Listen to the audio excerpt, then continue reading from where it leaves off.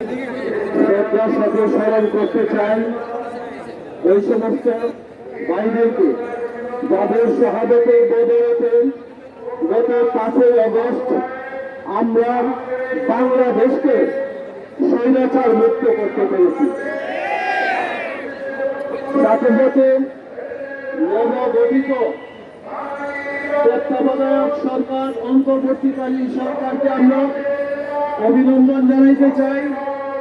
আমরা আশা করি এই সরকারের মাধ্যমে বাংলাদেশের বর্তমান স্বৈরাচার যে অবস্থায় দেশকে রেখে গেছে এক রূপে মুক্ত করে জনগণের সরকার প্রতিষ্ঠা করার জন্য তারা মনোযোগী হবেন। ভাইরা আমার, আপনারা জানেন গত 15 বছর যাবৎ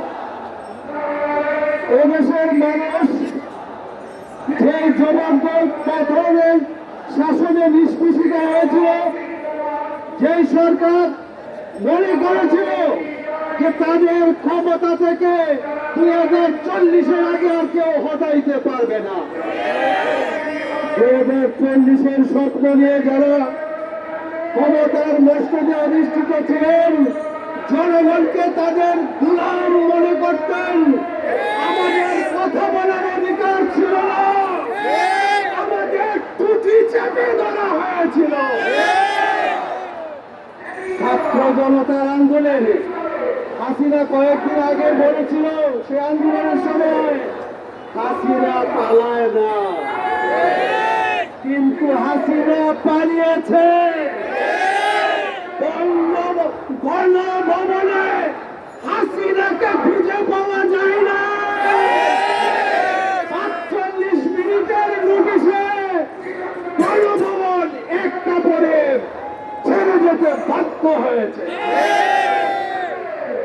সুতরাং শুধু স্বৈরাচারী সরকার মানুষের অধিকারকে যারা কেড়ে নেয়, তারা এদেশে কোনোদিন টিকতে পারবে না। আমরা বিগত সরকার আমলে দেখেছি যে সবকিছু দলীয়করণ করা হয়েছে। আল্লাহ রাব্বুল আলামিন, তার কত বাহিনীর অভাব ছিল না। পুলিশ তার নিজের বাহিনী মনে করা হয়তো, যুবলীগ তার বাহিনী, ছাত্রলীগ তার বাহিনী, আওয়ামী লীগ তার বাহিনী, কিন্তু আল্লাহ রাব্বুল আলামিন বলছেন, মা আগনা আনহু মালিয়া হালাকা আন্নি সুলতানিয়া। তার কোনো ক্ষমতা আজকে কাজে লাগে নাই, তার যুবলীগ তাকে রক্ষা করতে পারে নাই, ছাত্রলীগের গুন্ডারা তার পাশে দাঁড়ায় নাই।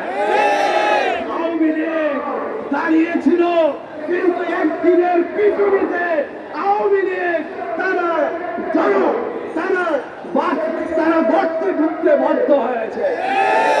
সুতরাং আমরা আজকে এই বিজয়ের দিনে আমাদের প্রত্যাশা হলো এই দেশকে চিরদিনের জন্য আওয়ামী সন্ত্রাসী মুক্ত করতে হবে।